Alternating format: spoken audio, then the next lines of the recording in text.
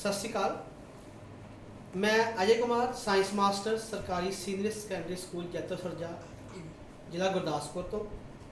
प्यारे विद्यार्थियों, अज मैं तुहानू 7वीं क्लास का 7वां चैप्टर मौसम जलवायु विच जां जलवायु अनुसार जंतुओं विच अनुकूलन उस बारे पढ़ावांगा। सब तो पहला बेटे मैं तुहानू मौसम बारे जानकारी देवांगा। मौसम की है? देखो बेटे, मौसम की जानकारी देने तो पहला मैं तुहानू कुछ उदाहरण देवांगा। तुसी न्यूज़ चैनल देखते होवोगे। न्यूज़ चैनल के उपर तुसी आम तौर पर यह शब्द सुनिया होगा कि मौसम की जानकारी। तुसी सुनिया होगा कि अज पंजाब के कुछ हिस्सों में वर्खा हुई, या ये भी सुनिया होगा कि कई जिलों के विच अज काफ़ी तापमान उच्चा रहा। सो बेटे, ये जो मौसम बारे गल्लां तुसीं सुनते हो, ये सारा कुछ कित्ते डिपेंड करता है। फिर तुसीं आम करके अपने पेरेंट्स को ये गल सुनी होगी कि जो अज बदल है, इसलिए तुसीं जे बाहर जाना किसी ने तो छतरी नाल लैके जाओ। सो बेटे, मौसम दे विच ये सारियां ही गल्लां होंदियां ने, वर्खा, नमी, हवा ते तापमान। सो मौसम की परिभाषा ही यही है। सो मौसम की परिभाषा की है? किसी स्थान के तापमान, नमी, वर्खा अते हवा गति के संबंध विच जो परिवर्तन वायुमंडल विच आउंदा है, उसनूं असीं की कहने हां? मौसम। सो मौसम की परिभाषा बेटे यही है कि वख-वख स्थान ते जां किसी स्थान के उपर जो इन्हां नमी, वर्खा, हवा गति अते तापमान में जो परिवर्तन होता है, उसनूं आपां मौसम कहते हैं। हुण एक मौसम जिहड़ा बेटे वो एक जटिल वरतारा है। कुदरत विच जो हुंदा है, ये पल पल विच बदलदा है। पल पल दे विच हो सकता है कि जिस तरह हुण धुप चढ़ी है, कुछ समय बाद बदल आ जाए, कुछ समय बाद वर्खा होने लग पई, फिर वर्खा तो बाद फिर धुप निकल आए। सो मौसम हमेशा हर रोज़ इक्को जिहा नहीं रहिंदा, उत्थे विच परिवर्तन आउंदे रहिंदे ने। कदे वर्खा हो गई, कदे नमी वध गई, कदे खुश्क मौसम हो गया, कदे गर्मी वध गई ते कदे तापमान घट गया। इस तरह का मौसम के विच वख-वख जिहड़े वरतारे हुंदे रहिंदे हन। हुण बेटे असीं सुनिया होगा न्यूज़ चैनलों के उपर कि अज अमृतसर का उच्चतम तापमान जिहड़ा वो 40 डिग्री सैल्सीयस है ते न्यूनतम तापमान 28 डिग्री सैल्सीयस। इस तरह चंडीगढ़ का उच्चतम तापमान जी अज 39 डिग्री सैल्सीयस है ते चंडीगढ़ का न्यूनतम तापमान जिहड़ा है वो 27 डिग्री सैल्सीयस है।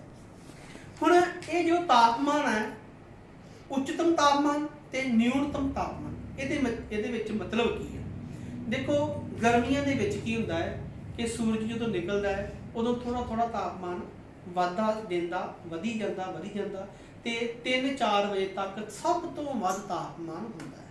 सो जो भी गर्मियों के विच सब तो जिहड़ा तापमान वध तो वध आपां मिलना चाहिए तो वो 4 बजे आपां मिल सकते। उस वेले सब तो वध तापमान हुंदा है ते रात नूं फिर की है, वो घट होना शुरू हो जाता है। सो जिस स्थान ते जिस जगह के उपर सब तो घट तापमान हुंदा है, जिन्ना तापमान एक दिन के विच घट तो घट तापमान जिहड़ा हुंदा है, उस असीं कहने आ न्यूनतम तापमान। ते एक दिन के विच किसी स्थान के उपर जिहड़ा वध तो वध तापमान हुंदा है, उसनूं आपां कहने आ उच्चतम तापमान। सो इस तापमान नूं असीं मिलदे किस तरह है? ਇਹਦੇ ਲਈ एक स्पैशल थर्मामीटर होंदा है, उसका नाम ही यही है, उच्चतम न्यूनतम थर्मामीटर। सो थर्मामीटर नूं जिहड़ा किसी दिन का वध तो वध तापमान मिलता है ते घट तो घट तापमान भी मिलता है, उसनूं आपां कहने आ उच्चतम न्यूनतम थर्मामीटर। हुण प्यारे विद्यार्थियों, साडे दिमाग विच एक प्रश्न आता है। वो प्रश्न की है? आम तौर पर हर एक इंसान के मन च भी आता है, दिमाग च भी आता है कि मौसम हर रोज़ बदलता क्यों? ये पिछे कारण की है? सो ये पिछे कारण बेटे एक ही है, सूरज। ਸੂਰਜ ਭਾਵੇਂ ਸਾਡੀ ਧਰਤੀ ਤੋਂ ਬਹੁਤ ਜ਼ਿਆਦਾ ਦੂਰ ਹੈ, ਲੇਕਿਨ ਸਾਡੇ ਧਰਤੀ ਦੇ ਵਾਯੂਮੰਡਲ ਨੂੰ ਜਾਂ ਕਹਿ ਲਓ ਕਿ ਮੌਸਮ ਨੂੰ ਬਹੁਤ ਪ੍ਰਭਾਵਿਤ ਕਰਦਾ ਹੈ, ਕਿਉਂਕਿ ਸੂਰਜ ਵਿੱਚ ਜਿਹੜੀ ਆ ਤਾਪਮਾਨ ਬਹੁਤ ਜ਼ਿਆਦਾ ਹੈ, ਉਹ ਧਰਤੀ ਤੇ ਪਹੁੰਚਦਾ ਹੈ। ਇਸ ਤਾਪਮਾਨ ਕਰਕੇ ਹੀ ਸਾਡੇ ਮੌਸਮ ਦੇ ਵਿੱਚ ਪਰਿਵਰਤਨ ਆਉਂਦੇ ਹਨ। ਸੋ ਜੋ ਪ੍ਰਸ਼ਨ ਇਹ ਸਾਡੇ ਦਿਮਾਗ 'ਚ ਆਉਂਦਾ ਹੈ ਕਿ ਕਿਸੇ ਜਗ੍ਹਾ ਦੇ ਉੱਪਰ ਤਾਂ ਮੌਸਮ ਜਿਹੜਾ ਵਾ ਉਹ ਪਰਿਵਰਤਨ ਕਿਉਂ ਹੁੰਦਾ ਹੈ, ਉਸ ਦਾ ਕਾਰਨ ਇੱਕ ਹੀ ਹੈ, ਸੂਰਜ। ਇਸ ਤੋਂ ਬਾਅਦ ਬੇਟੇ ਅਸੀਂ ਗੱਲ ਕਰਾਂਗੇ ਮੌਸਮ ਤੋਂ ਬਾਅਦ ਜਲਵਾਯੂ ਦੀ, ਜਿਹਨੂੰ ਆਪਾਂ ਇੰਗਲਿਸ਼ 'ਚ ਕਲਾਈਮੇਟ ਕਹਿ ਦਿੰਦੇ ਹਾਂ। ਹੁਣ ਦੇਖੋ ਬੇਟੇ, ਅਸੀਂ ਪੰਜਾਬ ਦੀ ਗੱਲ ਕਰਦੇ ਹਾਂ। ਪੰਜਾਬ ਦੇ ਵਿੱਚ ਆਮ ਤੌਰ ਤੇ ਇਸ ਤਰ੍ਹਾਂ ਚੱਲਦਾ ਆ ਰਿਹਾ ਹੈ, ਕੁਝ 2 ਜਾਂ 3 ਮਹੀਨੇ ਗਰਮੀ ਰਹਿੰਦੀ ਹੈ, ਫਿਰ 2 ਜਾਂ 3 ਮਹੀਨੇ ਬਰਸਾਤ ਰਹਿੰਦੀ ਹੈ, ਫਿਰ ਹੌਲੀ ਹੌਲੀ 2-3 ਮਹੀਨੇ ਸਰਦੀ ਰਹਿੰਦੀ ਹੈ, ਫਿਰ 2-3 ਮਹੀਨੇ ਫਿਰ ਬਸੰਤ ਦੀ ਰੁੱਤ ਆ ਜਾਂਦੀ ਹੈ। ਸੋ ਇਹ ਕਾਫੀ ਸਮੇਂ ਤੋਂ ਚੱਲਦਾ ਆ ਰਿਹਾ। ਤੁਸੀਂ ਆਪਣੇ ਪੇਰੈਂਟਸ ਕੋ ਵੀ ਸੁਣਿਆ ਹੋਵੇਗਾ ਜੀ, ਹੁਣ ਇਹ ਜੀ ਮਈ ਜੂਨ ਦੇ ਜਿਹੜੇ ਮਹੀਨੇ ਆ ਗਰਮੀ ਦੇ ਆ, ਜੁਲਾਈ ਅਗਸਤ ਦੇ ਮਹੀਨੇ ਜਿਹੜੇ ਬਰਸਾਤ ਦੇ ਆ, ਫਿਰ ਹੌਲੀ ਹੌਲੀ ਜਿਹੜੀ ਆ ਉਹ ਸਰਦੀ ਆ ਜਾਂਦੀ, ਨਵੰਬਰ ਦਸੰਬਰ 'ਚ ਸਰਦੀ ਆ ਜਾਂਦੀ ਆ ਜੋ ਜਨਵਰੀ ਤੱਕ ਰਹਿੰਦੀ ਹੈ। ਉਸ ਤੋਂ ਬਾਅਦ ਫਰਵਰੀ ਮਾਰਚ ਦੇ ਵਿੱਚ ਫਿਰ ਬਸੰਤ ਰੁੱਤ ਆ ਜਾਂਦੀ ਹੈ ਤੇ ਫਿਰ ਗਰਮੀ ਸ਼ੁਰੂ ਹੋ ਜਾਂਦੀ ਹੈ। ਸੋ ਬੇਟੇ ਇਹ ਜਿਹੜਾ ਵਰਤਾਰਾ ਵਾ ਮੌਸਮ ਦਾ, ਇਹ ਪੰਜਾਬ ਦਾ ਕਾਫੀ ਲੰਬੇ ਸਮੇਂ ਤੋਂ ਇਦਾਂ ਹੀ ਚੱਲਦਾ ਆ ਰਿਹਾ। ਤੁਸੀਂ ਵੀ ਆਪਣੇ ਜੀਵਨ ਦੇ ਵਿੱਚ ਇਸ ਤਰ੍ਹਾਂ ਦੇਖਿਆ ਹੋਵੇਗਾ। ਸੋ ਕਿਸੇ ਸਥਾਨ ਦੇ ਉੱਪਰ ਲਗਭਗ 25 ਸਾਲ, ਸੋ ਹੋ ਸਕਦਾ 25 ਸਾਲ ਤੋਂ ਜ਼ਿਆਦਾ ਵੀ ਇਸ ਤਰ੍ਹਾਂ ਦਾ ਹੀ ਮੌਸਮ ਰਹੇ, ਪਰ ਆਪਾਂ ਘੱਟੋ ਘੱਟ 25 ਸਾਲ ਜਿਹੜਾ ਵਾ ਇੱਕ ਮੈਜ਼ਰਮੈਂਟ ਰੱਖੀ ਹੋਈ ਹੈ ਕਿ ਜਿਸ ਜਗ੍ਹਾ ਤੇ 25 ਸਾਲ ਤੇ ਲੰਬਾ ਸਮਾਂ ਇੱਕੋ ਜਿਹੇ ਮੌਸਮ ਰਹੇ ਨੇ, ਉਸ ਤਰ੍ਹਾਂ ਦਾ ਹੀ ਮੌਸਮ ਰਹੇ, ਉਸ ਜਗ੍ਹਾ ਦਾ ਉਸ ਨੂੰ ਆਪਾਂ ਕਹਿ ਦਿੰਦੇ ਆ ਕਲਾਈਮੇਟ ਜਾਂ ਜਲਵਾਯੂ। ਸੋ ਜਲਵਾਯੂ ਦੀ ਬੇਟੇ ਪਰਿਭਾਸ਼ਾ ਹੀ ਇਹੀ ਆ ਕਿ ਕਿਸੇ ਸਥਾਨ ਦੀ ਲੰਬੇ ਸਮੇਂ ਵਿੱਚ ਇਕੱਠੇ ਕੀਤੇ ਅੰਕੜਿਆਂ ਦੇ ਆਧਾਰ ਤੇ ਬਣਿਆ ਮੌਸਮ ਦਾ ਰੁਝਾਨ ਉਸ ਸਥਾਨ ਦਾ ਕੀ ਹੁੰਦਾ ਹੈ, ਜਲਵਾਯੂ ਅਖਵਾਉਂਦਾ ਹੈ, ਜੋ ਤੁਹਾਡੀ ਕਿਤਾਬ ਦੇ ਵਿੱਚ ਵੀ ਇਹੀ ਪਰਿਭਾਸ਼ਾ ਲਿਖੀ ਹੋਈ ਹੈ। ਹੁਣ ਆਪਾਂ ਗੱਲ ਕਰਾਂਗੇ ਜਲਵਾਯੂ ਤੋਂ ਅੱਗੇ, ਜਿਸ ਤਰ੍ਹਾਂ ਆਪਾਂ ਕੁਝ ਉਦਾਹਰਨਾਂ ਲਵਾਂਗੇ। ਜਲਵਾਯੂ ਦੇ ਵਿੱਚ ਵੀ ਤੇ ਇਸ ਤਰ੍ਹਾਂ ਆਉਂਦਾ ਹੈ, ਅਸੀਂ ਜੰਮੂ ਕਸ਼ਮੀਰ ਤੇ ਕੇਰਲਾ ਦੀ ਗੱਲ ਕਰ ਲੈਂਦੇ ਹਾਂ, ਜਿਸ ਤਰ੍ਹਾਂ ਤੁਹਾਡੀ ਕਿਤਾਬ ਦੇ ਵਿੱਚ ਵੀ ਮੈਂਸ਼ਨ ਹੈ। ਜੰਮੂ ਕਸ਼ਮੀਰ ਦੇ ਵਿੱਚ ਬੇਟੇ ਨਿਊਨਤਮ ਤਾਪਮਾਨ ਕਿਸੇ ਜਨਵਰੀ ਮਹੀਨੇ ਦਾ ਉਹਨਾਂ ਦੱਸਿਆ ਹੋਇਆ ਵਾ -2.3 ਡਿਗਰੀ ਸੈਲਸੀਅਸ ਤੇ ਉੱਚਤਮ ਤਾਪਮਾਨ ਲਿਖਿਆ ਹੋਇਆ 4.7 ਡਿਗਰੀ ਸੈਲਸੀਅਸ। ਤੇ ਜਨਵਰੀ ਮਹੀਨੇ ਹੀ ਕੇਰਲਾ ਦੇ ਵਿੱਚ ਲਿਖਿਆ ਹੋਇਆ ਵਾ ਨਿਊਨਤਮ ਤਾਪਮਾਨ 22.2 ਡਿਗਰੀ ਤੇ ਉੱਚਤਮ ਤਾਪਮਾਨ 31.5 ਡਿਗਰੀ ਸੈਲਸੀਅਸ। ਸੋ ਇਹ ਜਿਹੜਾ ਉਹਨਾਂ ਨੇ ਔਸਤ ਕੱਢੀ ਹੋਈ ਆ, ਰੁਝਾਨ ਕੱਢਿਆ ਹੋਇਆ ਵਾ ਕਿ ਹਰ ਮਹੀਨੇ ਨਿਊਨਤਮ ਤਾਪਮਾਨ ਜੰਮੂ ਕਸ਼ਮੀਰ ਦਾ ਇੰਨਾ ਤੇ ਉੱਚਤਮ ਤਾਪਮਾਨ ਹੌਲੀ ਹੌਲੀ ਉਹਨਾਂ ਸਾਰਾ ਰਿਕਾਰਡ ਕੀਤਾ ਆ। ਇਸੇ ਤਰ੍ਹਾਂ ਹੀ ਕੇਰਲਾ ਦਾ ਵੀ ਕੀਤਾ ਹੋਇਆ ਹੈ। ਸੋ ਇਹ ਕੀ ਨੇ, ਜਲਵਾਯੂ, ਜਾਣੀ ਕਿ ਜੰਮੂ ਕਸ਼ਮੀਰ ਦਾ ਜਲਵਾਯੂ ਵੱਖਰੀ ਤਰ੍ਹਾਂ ਦਾ ਸਰਦੀ ਵਾਲਾ ਹੈ, ਕਿਉਂਕਿ ਉੱਥੇ ਤਾਪਮਾਨ ਬਹੁਤ ਜ਼ਿਆਦਾ ਨਹੀਂ ਵੱਧਦਾ, ਜਦ ਕਿ ਕੇਰਲਾ ਦੇ ਵਿੱਚ ਜਿਹੜਾ ਜਲਵਾਯੂ ਆ ਉਹ ਜ਼ਿਆਦਾ ਤਾਪਮਾਨ ਵਾਲਾ ਨਹੀਂ ਕਹਿ ਸਕਦੇ ਆਪਾਂ, ਮੱਧਮ ਤਾਪਮਾਨ ਵਾਲਾ ਕਹਿ ਸਕਦੇ ਹਾਂ, ਜਾਣੀ ਕਿ ਨਮੀ ਵਾਲਾ ਕਹਿ ਸਕਦੇ ਹਾਂ, ਕਿਉਂਕਿ ਉੱਥੇ ਵਰਖਾ ਵੀ ਕਾਫੀ ਹੁੰਦੀ ਹੈ। ਇੱਕ ਕੁਝ ਸਮੁੰਦਰੀ ਤੱਟ ਦੇ ਸਮੁੰਦਰੀ ਕਿਨਾਰੇ ਤੇ ਵਸਿਆ ਹੋਇਆ ਸਾਡਾ ਹਿੰਦੁਸਤਾਨ ਦਾ ਰਾਜ ਆ, ਇਸ ਲਈ ਆਪਾਂ ਉਹਨੂੰ ਕਹਿ ਦਿੰਦੇ ਹਾਂ ਉਹ ਨਮੀ ਵਾਲਾ। ਹੁਣ ਬੇਟੇ ਆਪਾਂ ਤੀਸਰੇ ਟੌਪਿਕ ਤੇ ਆਵਾਂਗੇ ਜੋ ਤੁਹਾਡੀ ਬੁੱਕ ਤੇ ਹੈ, ਜਲਵਾਯੂ ਅਨੁਸਾਰ ਜੰਤੂਆਂ ਵਿੱਚ ਅਨੁਕੂਲਨ। ਸੋ ਜਲਵਾਯੂ ਅਨੁਸਾਰ ਜੰਤੂਆਂ ਵਿੱਚ ਅਨੁਕੂਲਨ ਕੀ ਹੈ? ਅਨੁਕੂਲਨ ਨੂੰ ਆਪਾਂ ਇੰਗਲਿਸ਼ 'ਚ ਬੋਲ ਦਿੰਦੇ ਆ ਅਡੈਪਟੇਸ਼ਨ। ਦੇਖੋ ਬੇਟੇ, ਕਈ ਵਾਰ ਫੋਰਨ ਕੰਟਰੀ 'ਚੋਂ ਜਿਸ ਤਰ੍ਹਾਂ ਕੈਨੇਡਾ ਜਾਂ ਹੋਰ ਠੰਡੇ ਜਿਹੜੇ ਧਰੁਵੀ ਖੇਤਰ ਤੇ ਦੇਸ਼ ਨੇ, ਉਹ ਸਾਡੇ ਕੋਲ ਆਉਣ ਪੰਜਾਬ 'ਚ ਤਾਂ ਉਹਨਾਂ ਨੂੰ ਲੱਗਦਾ ਵੀ ਇੱਥੇ ਬਹੁਤ ਜ਼ਿਆਦਾ ਗਰਮੀ ਹੈ, ਉਹਨਾਂ ਕੋਲ ਰਿਹਾ ਹੀ ਨਹੀਂ ਜਾਂਦਾ, ਉਹਨਾਂ ਨੂੰ ਬੜੀ ਮੁਸ਼ਕਲ ਆਉਂਦੀ ਆ, ਕਈ ਵਾਰੀ ਉਹ ਬਿਮਾਰ ਵੀ ਹੋ ਜਾਂਦੇ ਆ। ਕਿਉਂ ਹੋ ਜਾਂਦੇ ਆ?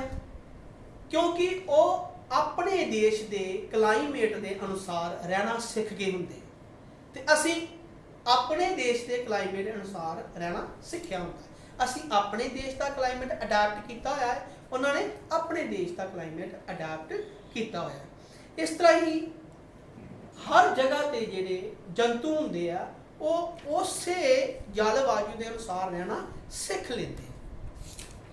ਤੇ ਕੁਦਰਤ ਨੇ ਹਰ ਜੰਤੂ ਨੂੰ ਉਸ ਜਗ੍ਹਾ ਦੇ ਵਿੱਚ, ਚਾਹੇ ਸਰਦੀ ਆ ਚਾਹੇ ਗਰਮੀ ਆ, ਉਸ ਤੋਂ ਬਚਣ ਲਈ ਉਹਨੂੰ ਕਾਫੀ ਕੁਝ ਗੁਣ ਜਾਂ ਵਿਸ਼ੇਸ਼ ਲੱਛਣ ਜਾਂ ਵਿਸ਼ੇਸ਼ ਗੁਣ ਦਿੱਤੇ ਹੁੰਦੇ ਆ। ਸੋ ਅਸੀਂ ਗੱਲ ਕਰਾਂਗੇ ਧਰੁਵੀ ਖੇਤਰਾਂ ਤੋਂ। ਧਰੁਵੀ ਖੇਤਰ ਬੇਟੇ ਉਹ ਹੁੰਦੇ ਆ ਜਿਹੜੇ ਧਰਤੀ ਦੇ ਧਰੁਵ ਦੇ ਉੱਪਰ ਵਸੇ ਹੁੰਦੇ ਆ, ਧਰੁਵ ਵਾਲੇ ਏਰੀਏ ਦੇ ਉੱਪਰ ਵਸੇ ਹੁੰਦੇ ਆ। ਜਿਵੇਂ ਉੱਤਰੀ ਧਰੁਵ ਤੇ ਦੱਖਣੀ ਧਰੁਵ ਦੋ ਧਰਤੀ ਦੇ ਹੁੰਦੇ ਆ ਨਾ, ਉਸ ਦੇ ਅਨੁਸਾਰ ਹੀ ਜਿੱਥੇ ਧਰੁਵੀ ਖੇਤਰ ਦੇ ਏਰੀਏ ਦੇ ਵਿੱਚ, ਉਸ ਖੇਤਰ ਵਿੱਚ ਜਿਹੜੇ ਦੇਸ਼ ਵਸੇ ਹੁੰਦੇ ਆ ਉਹਨੂੰ ਅਸੀਂ ਕਹਿ ਦਿੰਦੇ ਧਰੁਵੀ ਖੇਤਰ ਵਾਲੇ ਦੇਸ਼, ਤੇ ਬਾਕੀ ਜਿਹੜੇ ਦੇਸ਼ ਆ ਉਹ ਇਕੁਏਟਰ ਵਾਲੇ ਹੋ ਜਾਂਦੇ। ਸੋ ਧਰੁਵੀ ਖੇਤਰਾਂ ਦੇ ਦੇਸ਼ ਦੀ ਆਪਾਂ ਗੱਲ ਕਰੀਏ ਹੁਣ, ਧਰੁਵੀ ਖੇਤਰਾਂ ਦੇ ਵਿੱਚ ਠੰਡ ਬਹੁਤ ਜ਼ਿਆਦਾ ਹੁੰਦੀ ਹੈ ਤੇ ਉਸ ਖੇਤਰਾਂ ਦੇ ਵਿੱਚ ਇੱਕ ਖਾਸੀਅਤ ਇੱਕ ਹੋਰ ਆ ਕਿ ਉੱਥੇ 6 ਮਹੀਨੇ ਸੂਰਜ ਡੁੱਬਾ ਰਹਿੰਦਾ ਹੈ ਤੇ 6 ਮਹੀਨੇ ਸੂਰਜ ਚੜਿਆ ਰਹਿੰਦਾ। ਸੋ ਜਦੋਂ ਤੁਸੀਂ ਆਪੇ ਸੋਚੋ, ਜਦੋਂ ਸੂਰਜ 6 ਮਹੀਨੇ ਚੜ੍ਹਨਾ ਨਹੀਂ ਉਦੋਂ ਤੇ ਬਹੁਤ ਜ਼ਿਆਦਾ ਠੰਡ ਹੋ ਜਾਂਦੀ ਹੈ। ਸੋ ਉਹਨਾਂ ਖੇਤਰਾਂ ਦੇ ਵਿੱਚ ਕਦੇ ਕਦੇ ਸਰਦੀਆਂ ਦੇ ਵਿੱਚ -37 ਡਿਗਰੀ ਸੈਲਸੀਅਸ ਤੱਕ ਤਾਪਮਾਨ ਵੀ ਚਲਾ ਜਾਂਦਾ। ਹੁਣ ਉੱਥੋਂ ਦੇ ਰਹਿਣ ਵਾਲੇ ਜੰਤੂਆਂ ਦੇ ਵਿੱਚ ਕਿਹੜੇ ਵਿਸ਼ੇਸ਼ ਲੱਛਣ ਹੁੰਦੇ ਆ ਕਿ ਉਹ ਉੱਥੇ ਰਹਿ ਸਕਦੇ। ਆਪਾਂ ਗੱਲ ਕਰਾਂਗੇ ਪੋਲਰ ਬੀਅਰ ਦੀ, ਜਾਂ ਆਪਾਂ ਕਹਿ ਲਈਏ ਕਿ ਧਰੁਵੀ ਰੇਸ਼ੇ ਦੀ। ਉਹਦੇ ਵਿੱਚ ਇੱਕ ਵਿਸ਼ੇਸ਼ ਲੱਛਣ ਆ ਕਿ ਉਹਦੇ ਉੱਪਰ ਚਿੱਟੀ ਜੱਤ ਹੁੰਦੀ ਆ, ਸਫੇਦ ਜੱਤ ਹੁੰਦੀ ਆ, ਸਫੇਦ ਵਾਲ ਹੁੰਦੇ ਆ। ਹੁਣ ਉਹ ਸਫੇਦ ਵਾਲ ਉਹਦੇ ਦੋ ਕੰਮ ਹੁੰਦੇ ਆ। ਪਹਿਲਾ ਇਹ ਕਿ ਉਹ ਆਪਣੇ ਸ਼ਿਕਾਰੀਆਂ ਤੋਂ ਬਚਿਆ ਰਹਿੰਦਾ ਹੈ, ਆਪਣੇ ਦੁਸ਼ਮਣਾਂ ਤੋਂ ਬਚਿਆ ਰਹਿੰਦਾ ਵਾ, ਬਰਫ਼ ਦੇ ਵਿੱਚ ਲੁਕ ਜਾਂਦਾ ਹੈ। ਦੂਜਾ ਇਹ, ਜੇ ਉਹਨੇ ਸ਼ਿਕਾਰ ਫੜਨਾ ਹੋਵੇ ਤਾਂ ਉਹਨੂੰ ਉਹਦੇ ਵਿੱਚ ਵੀ ਉਸ ਪੋਲਰ ਬੀਅਰ ਨੂੰ ਮਦਦ ਮਿਲਦੀ ਹੈ, ਉਹ ਬਰਫ਼ ਦੇ ਵਿੱਚ ਲੁਕ ਕੇ ਤੇ ਆਪਣਾ ਸ਼ਿਕਾਰ ਵੀ ਕਰ ਸਕਦਾ ਹੈ। ਦੂਸਰੀ ਗੱਲ ਇਹ ਕਿ ਉਹਦੀ ਜਿਹੜੀ ਦੋ ਤਹਿਵਾਂ ਹੁੰਦੀਆਂ ਨੇ ਉਹਦੀ ਜੱਤ ਦੀਆਂ, ਵਾਲਾਂ ਦੀਆਂ, ਜਿਹੜੀ ਉਹਨਾਂ ਨੂੰ ਠੰਡ ਤੋਂ ਵੀ ਬਚਾਉਂਦੀ ਆ। ਤੇ ਇੱਕ ਗੱਲ ਹੋਰ ਆ, ਉਹਦੀ ਜਿਹੜੀ ਚਰਬੀ ਹੁੰਦੀ ਆ ਵਾਲਾਂ ਤੋਂ ਨੀਚੇ, ਉਹਦੀ ਜਿਹੜੀ ਸਕਿਨ ਹੁੰਦੀ ਆ, ਚਮੜੀ ਹੁੰਦੀ ਆ, ਉਹ ਕਾਫੀ ਮੋਟੀ ਹੁੰਦੀ ਆ, ਜਿਹੜੀ ਕਿ ਉਹਨਾਂ ਨੂੰ ਸਰਦੀ ਰੁੱਤ ਤੋਂ ਬਚਾਉਂਦੀ ਹੈ। ਇਸ ਤੋਂ ਬਾਅਦ ਆਪਾਂ ਇੱਕ ਹੋਰ ਜਾਨਵਰ ਦੀ ਗੱਲ ਕਰਾਂਗੇ ਜੋ ਤੁਹਾਡੀ ਕਿਤਾਬ ਦੇ ਵਿੱਚ ਮੈਂਸ਼ਨ ਵੀ ਆ, ਪੈਂਗੂਇਨ। ਪੈਂਗੂਇਨ ਦੇ ਵਿੱਚ ਬੇਟੇ ਇੱਕ ਮੈਂ ਇੱਕ ਗੱਲ ਕਰਨਾਗਾ ਕਿ ਕਈ ਵਾਰ ਤੁਸੀਂ ਨੈਟ ਦੇ ਉੱਪਰ ਪੈਂਗੂਇਨ ਦੀਆਂ ਕੁਝ ਵੀਡੀਓਜ਼ ਦੇਖੀਆਂ ਹੋਣਗੀਆਂ। ਉਹ ਕਾਫੀ ਜਿਹੜੇ ਆ ਉਛਲਦੇ ਕੁੱਦਦੇ ਆ, ਵੀ ਬਹੁਤ ਤੇਜ਼ ਉਛਲਦੇ ਆ। ਉਹਦਾ ਕਾਰਨ ਕੀ ਆ? ਉਹ ਤਾਂ ਉਛਲਦੇ ਆ ਕਿਉਂਕਿ ਉਹ ਆਪਣੇ ਆਪ ਨੂੰ ਗਰਮ ਰੱਖਣਾ ਚਾਹੁੰਦੇ।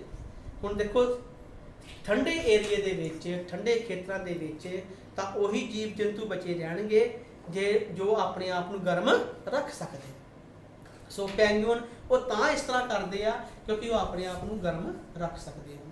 ਤੇ ਇਸ ਤੋਂ ਇਲਾਵਾ ਉਹਨਾਂ ਦੀ ਵੀ ਚਮੜੀ ਜਿਹੜੀ ਆ ਉਹ ਸਫੇਦ ਹੁੰਦੀ ਆ, ਜੋ ਕਿ ਉਹਨਾਂ ਨੂੰ ਬਰਫ਼ ਦੇ ਵਿੱਚ ਲੁਕਣ ਦੇ ਲਈ ਜਾਂ ਆਪਣੇ ਖਾਣੇ ਦੇ ਲਈ ਵਿੱਚ ਉਹਨਾਂ ਨੂੰ ਮਦਦ ਕਰਦੀ ਹੈ। ਇਸ ਤੋਂ ਇਲਾਵਾ ਇਹ ਜਿਹੜੇ ਪੈਂਗੂਇਨ ਹੁੰਦੇ ਆ ਤੈਰ ਵੀ ਸਕਦੇ ਆ ਕਿਉਂਕਿ ਇਹਨਾਂ ਦੇ ਪੈਰ ਥੋੜੇ ਚਪਟੇ ਹੁੰਦੇ ਆ ਜੋ ਇਹਨਾਂ ਨੂੰ ਤੈਰਨ ਦੇ ਵਿੱਚ ਸਹਾਇਤਾ ਕਰਦੇ ਆ। ਇਸ ਤੋਂ ਬਾਅਦ ਬੇਟੇ ਆਪਾਂ ਗੱਲ ਕਰਾਂਗੇ ਮਾਈਗ੍ਰੇਸ਼ਨ ਦੀ। ਦੇਖੋ, ਕਈ ਪੰਛੀ, ਪਿਆਰੇ ਵਿਦਿਆਰਥੀਓ, ਕਈ ਪੰਛੀ ਜਿਹੜੇ ਆ, ਹੁਣ ਦੇਖੋ ਸਰਦੀ ਰੁੱਤ ਦੇ ਵਿੱਚ ਸਰਦ ਏਰੀਏ ਦੇ ਵਿੱਚ, ਧਰੁਵੀ ਖੇਤਰਾਂ ਦੇ ਵਿੱਚ ਨਹੀਂ ਰਹਿ ਸਕਦੇ। ਉਹਨਾਂ ਦਾ ਉੱਥੇ ਖਾਣ ਪੀਣ ਨੂੰ ਵੀ ਕੁਝ ਨਹੀਂ ਮਿਲਦਾ, ਉਹਨਾਂ ਨੂੰ ਉੱਥੇ ਰਹਿਣਾ ਵੀ ਔਖਾ ਹੁੰਦਾ ਹੈ। ਫਿਰ ਉਹ ਕੀ ਕਰਦੇ ਆ, ਉਸ ਜਗ੍ਹਾ ਤੇ ਚਲੇ ਜਾਂਦੇ ਆ ਜਿਸ ਜਗ੍ਹਾ ਦੇ ਵਿੱਚ ਗਰਮੀ ਹੋਵੇ। ਸੋ ਉਹ ਆਪਣਾ ਆਵਾਸ ਜਿਹੜਾ ਉਹ ਬਦਲ ਲੈਂਦੇ ਆ। ਜਿਸ ਤਰ੍ਹਾਂ ਤੁਸੀਂ ਆਮ ਕਰਕੇ ਸਾਡੇ ਇੱਥੇ, ਸਾਡੇ ਲੋਕਲ ਏਰੀਆ ਲਾਗੇ ਚਾਗੇ ਇੱਕ ਏਰੀਆ ਵਾ ਹਰੀਕੇ ਪੱਤਨ ਦੀ ਝੀਲ ਜਿਹੜੀ ਹੈਗੀ ਆ, ਉੱਥੇ ਫਰਵਰੀ ਦੇ ਮਹੀਨੇ ਕੁਝ ਪੰਛੀ ਬਾਹਰਲੇ ਦੇਸ਼ਾਂ 'ਚੋਂ ਆ ਜਾਂਦੇ। ਉਹ ਕਿਉਂ ਆਉਂਦੇ ਆ? ਕਿਉਂਕਿ ਉਹ ਉੱਥੇ ਬਹੁਤ ਜ਼ਿਆਦਾ ਸਰਦੀ ਹੋ ਜਾਂਦੀ ਆ, ਉਹਨਾਂ ਨੂੰ ਉੱਥੇ ਰਹਿਣਾ ਮੁਸ਼ਕਿਲ ਹੋ ਜਾਂਦਾ ਵਾ, ਤੇ ਨਾ ਹੀ ਉਹਨਾਂ ਨੂੰ ਉੱਥੇ ਖਾਣ ਪੀਣ ਦਾ ਕੁਝ ਪਦਾਰਥ ਮਿਲਦੇ ਆ। ਇਸ ਲਈ ਉਹ ਜਿੱਥੇ ਪਦਾਰਥ ਮਿਲਦੇ ਹੋਣ ਉੱਥੇ ਉਸ ਜਗ੍ਹਾ ਤੇ ਉਹ ਆ ਜਾਂਦੇ। ਇਸ ਤੋਂ ਬਾਅਦ ਬੇਟੇ ਅਸੀਂ ਗੱਲ ਕਰਾਂਗੇ ਉਸ਼ਣ ਕਟਿਬੰਧੀ ਵਰਖਾਵਨ। ਉਸ਼ਣ ਕਟਿਬੰਧੀ ਵਰਖਾਵਨ ਦਾ ਕੀ ਮਤਲਬ ਹੈ? ਇਹ ਬੇਟੇ ਉਹ ਖੇਤਰ ਹੁੰਦੇ ਆ ਜਿੱਥੇ ਵਰਖਾ ਕਾਫੀ ਹੁੰਦੀ, ਉਸ ਨੂੰ ਆਪਾਂ ਕਹਿੰਦੇ ਨੇ ਉਸ਼ਣ ਕਟਿਬੰਧੀ ਵਰਖਾਵਨ। ਸੋ ਬੇਟੇ ਵਰਖਾ ਇੱਕ ਅਜਿਹਾ ਸਾਡਾ ਸੋਰਸ ਵਾ, ਇੱਕ ਪਾਣੀ ਦਾ ਵਿਸ਼ੇਸ਼ ਸੋਰਸ ਵਾ। ਦੂਸਰੀ ਗੱਲ, ਜਿੱਥੇ ਪਾਣੀ ਵੀ ਵੱਧ ਹੋਵੇਗਾ, ਜਾਣੀ ਕਿ ਵਰਖਾ ਵੱਧ ਹੋਵੇਗੀ, ਤੁਸੀਂ ਜਾਣਦੇ ਹੋ ਆਟੋਮੈਟਿਕਲੀ ਉੱਥੇ ਰੁੱਖ ਵੀ ਜਿਹੜੇ ਉਹ ਜ਼ਿਆਦਾ ਹੋਣਗੇ, ਜੰਗਲ ਵੀ ਜਿਹੜੇ ਉਹ ਜ਼ਿਆਦਾ ਹੋਣਗੇ। ਤੇ ਜਿੱਥੇ ਜੰਗਲ ਜ਼ਿਆਦਾ ਹੋਣਗੇ ਉੱਥੇ ਖਾਣ ਪੀਣ ਦੇ ਪਦਾਰਥ ਵੀ ਵੱਧ ਹੋਣਗੇ ਤੇ ਆਟੋਮੈਟਿਕਲੀ ਉੱਥੇ ਜੰਤੂਆਂ ਦੀ ਜਿਹੜੀ ਗਿਣਤੀ ਵੀ ਆ ਉਹ ਜ਼ਿਆਦਾ ਹੁੰਦੀ ਹੈ। ਸੋ ਸਾਡੇ ਹਿੰਦੁਸਤਾਨ ਦੇ ਵਿੱਚ ਜਿਹੜੀ ਬੇਟੇ ਮੇਨ ਉਸ਼ਣ ਕਟੀਬੰਦੀ ਵਰਖਾ ਮੰਨ ਵਾਲੇ ਖੇਤਰ ਨੇ ਉਹ ਅਸਾਮ ਤੇ ਪੱਛਮੀ ਖੇਤਰ ਜਿਹੜੇ ਹੈਗੇ ਆ, ਉਹ ਪੱਛਮੀ ਘਾਟ ਉੱਥੇ ਹੈਗੇ ਆ। ਜਿਹੜੇ ਕਿ ਅਸਾਮ ਦੇ ਵਿੱਚ ਵੀ ਕੁਝ ਏਰੀਆ ਉੱਥੇ ਕਾਫੀ ਸਾਨੂੰ ਜਿਹੜੇ ਆ ਜੰਗਲ ਵੀ ਮਿਲਦੇ ਆ, ਹਰੇ ਭਰੇ ਜੰਗਲ ਮਿਲਦੇ ਆ ਤੇ ਸਭ ਤੋਂ ਵੱਡੀ ਗੱਲ ਉੱਥੇ ਜਾਨਵਰ ਵੀ ਸਾਨੂੰ ਕਾਫੀ ਮਿਲਦੇ ਆ। ਫਿਰ ਅਡੈਪਟੇਸ਼ਨ ਦੀ ਗੱਲ ਫਿਰ ਉੱਥੇ ਵੀ ਲਾਗੂ ਹੁੰਦੀ ਹੈ, ਜਾਣੀ ਕਿ ਜਲਵਾਯੂ ਜਿਹੜੇ ਅਨੁਸਾਰ ਜੰਤੂਆਂ ਵਿੱਚ ਅਨੁਕੂਲਨ ਉੱਥੇ ਵੀ ਇਹ ਲਾਗੂ ਹੁੰਦੀ ਹੈ। ਉਸ ਜਗ੍ਹਾ ਤੇ ਰਹਿਣ ਵਾਲੇ ਜੀਵ ਜੰਤੂ ਅਤੇ ਹੋਰ ਜਾਨਵਰ ਵੀ ਉਹ ਇਸ ਤਰ੍ਹਾਂ ਦਾ ਉਹਨਾਂ ਦੇ ਵਿਸ਼ੇਸ਼ ਲੱਛਣ ਹੁੰਦੇ ਆ ਕਿ ਉਸ ਜਗ੍ਹਾ ਤੇ ਉਹ ਆਸਾਨੀ ਨਾਲ ਰਹਿ ਸਕਦੇ ਆ, ਚਾਹੇ ਵਰਖਾ ਜ਼ਿਆਦਾ ਵੀ ਹੁੰਦੀ ਹੋਵੇ ਚਾਹੇ ਜੰਗਲ ਜ਼ਿਆਦਾ ਵੀ। ਜਿਸ ਤਰ੍ਹਾਂ ਆਪਾਂ ਗੱਲ ਕਰ ਲਈਏ ਇੱਕ ਲੰਗੂਰ ਦੀ, ਉੱਥੇ ਕਾਫੀ ਜ਼ਿਆਦਾ ਲੰਗੂਰ ਹੁੰਦੇ ਆ, ਮੰਕੀ ਹੁੰਦੇ ਆ ਜੋ ਕਿ ਉੱਥੋਂ ਦੇ ਜੰਗਲਾਂ ਵਿੱਚ ਆਸਾਨੀ ਨਾਲ ਰਹਿ ਸਕਦੇ। ਉਹਨਾਂ ਦੀ ਤੇਲ ਕਾਫੀ ਕਰਕੇ ਪੂਛ ਜਿਹੜੀ ਕਾਫੀ ਲੰਬੀ ਹੁੰਦੀ ਆ, ਉਹ ਇੱਕ ਰੁੱਖ ਤੋਂ ਦੂਜੇ ਰੁੱਖ ਤੇ ਜਾ ਸਕਦੇ ਆ ਤੇ ਆਪਣਾ ਖਾਣ ਪੀਣ ਦਾ ਪਦਾਰਥ ਜਿਹੜਾ ਉਹ ਪ੍ਰਾਪਤ ਕਰ ਸਕਦੇ ਆ। ਫਿਰ ਇਸ ਤੋਂ ਇਲਾਵਾ ਬੇਟੇ ਉੱਥੇ ਹਾਥੀ ਵੀ ਕਾਫੀ ਮਿਲਦੇ ਆ। ਹਾਥੀ ਕਿਉਂਕਿ ਜ਼ਿਆਦਾ ਪੱਤੇ ਵਗੈਰਾ ਜਾਂ ਰੁੱਖ ਵਗੈਰਾ ਖਾਂਦੇ ਆ, ਹੁਣ ਕਿਉਂਕਿ ਉਸ਼ਣ ਕਟੀਬੰਦੀ ਵਰਖਾਵੰਨ ਖੇਤਰਾਂ ਦੇ ਵਿੱਚ ਰੁੱਖ ਜ਼ਿਆਦਾ ਹੁੰਦੇ ਆ, ਇਸ ਲਈ ਉਹ ਜਿਹੜੇ ਆ ਹਾਥੀ ਵੀ ਆ ਉਸ ਜਗ੍ਹਾ ਤੇ ਆਪਣਾ ਵੱਧ ਤੋਂ ਵੱਧ ਖਾਣਾ ਵੀ ਪ੍ਰਾਪਤ ਕਰ ਸਕਦੇ, ਇਸ ਲਈ ਉਹ ਉੱਥੇ ਵੀ ਰਹਿਣਾ ਉਹਨਾਂ ਦਾ ਆਸਾਨ ਹੁੰਦਾ। ਇਸ ਤੋਂ ਇਲਾਵਾ ਆਪਾਂ ਉੱਥੇ ਕਈ ਵਾਰੀ ਡੱਡੂ ਦੇਖੇ ਹੁੰਦੇ ਆ ਲਾਲ ਅੱਖਾਂ ਵਾਲੇ। ਹੁਣ ਦੇਖੋ ਡੱਡੂ ਸਾਡੇ ਇੱਥੇ ਏਰੀਏ ਵੀ ਹੈਗੇ ਪਰ ਥੋੜਾ ਫਰਕ ਉੱਥੋਂ ਦੇ ਡੱਡੂਆਂ ਦਾ। ਉੱਥੋਂ ਡੱਡੂਆਂ ਦਾ ਕੀ ਫਰਕ ਵਾ, ਉਹ ਲਾਲ ਅੱਖਾਂ ਵਾਲੇ ਆ। ਲਾਲ ਅੱਖਾਂ ਵਾਲੇ ਦਾ ਮਤਲਬ ਕੀ ਆ ਵੀ ਉਹਨਾਂ ਦੀਆਂ ਅੱਖਾਂ ਵੱਖਰੀਆਂ ਹੁੰਦੀਆਂ ਨੇ। ਦੂਜੀ ਗੱਲ ਉਹਨਾਂ ਦੇ ਪੈਰ ਚਪਟੇ ਹੁੰਦੇ ਤੇ ਚਿਪਕਣੇ ਹੁੰਦੇ। ਚਿਪਕਣੇ ਦਾ ਮਤਲਬ ਵੀ ਚਿਪਕ ਜਾਂਦੇ ਆ ਤੇ ਉਹ ਜਿਹੜੇ ਪੈਰ ਆ ਉਹਨਾਂ ਦੇ ਕਿ ਚਿਪਕ ਜਾਂਦੇ ਆ। ਉਹ ਕਿਉਂ ਹੁੰਦੇ ਆ, ਕਿਉਂਕਿ ਉਹ ਆਸਾਨੀ ਦੇ ਨਾਲ ਰੁੱਖਾਂ ਦੇ ਉੱਪਰ ਚੜ੍ਹ ਸਕਣ ਤੇ ਆਪਣਾ ਜਿਹੜਾ ਵਾ ਖਾਣ ਪੀਣ ਦਾ ਪਦਾਰਥ ਪ੍ਰਾਪਤ ਕਰ ਸਕਣ। ਸੋ ਬੇਟੇ ਇਹ ਸੀ ਅੱਜ ਦਾ ਜਿਹੜਾ ਮੇਰਾ ਮੇਨ ਟੌਪਿਕ ਸੀ, ਜੋ ਕਿ ਜਲਵਾਯੂ, ਮੌਸਮ ਅਤੇ ਜਲਵਾਯੂ ਅਨੁਸਾਰ ਜੰਤੂਆਂ ਵਿੱਚ ਅਨੁਕੂਲਨ। ਸੋ ਇਸ ਥੋੜ੍ਹੇ ਜਿਹੇ ਸਮੇਂ ਵਿੱਚ ਮੈਂ ਤੁਹਾਨੂੰ ਵੱਧ ਤੋਂ ਵੱਧ ਦੱਸਣ ਦੀ ਕੋਸ਼ਿਸ਼ ਕੀਤੀ ਹੈ। ਫਿਰ ਵੀ ਕੁਛ ਗੱਲਾਂ ਜੇ ਰਹਿ ਚੁੱਕੀਆਂ ਹੋਣਗੀਆਂ ਤਾਂ ਕੋਈ ਗੱਲ ਨਹੀਂ, ਫਿਰ ਕਿਸੇ ਦਿਨ ਆਪਾਂ ਤੁਹਾਨੂੰ ਦੁਬਾਰਾ ਦੱਸ ਦਾਂਗੇ ਤੇ ਚੰਗੀ ਤਰ੍ਹਾਂ ਹੋਰ ਐਕਸਪਲੇਨ ਕਰਨ ਦੀ ਕੋਸ਼ਿਸ਼ ਕਰਾਂਗੇ। ਧੰਨਵਾਦ।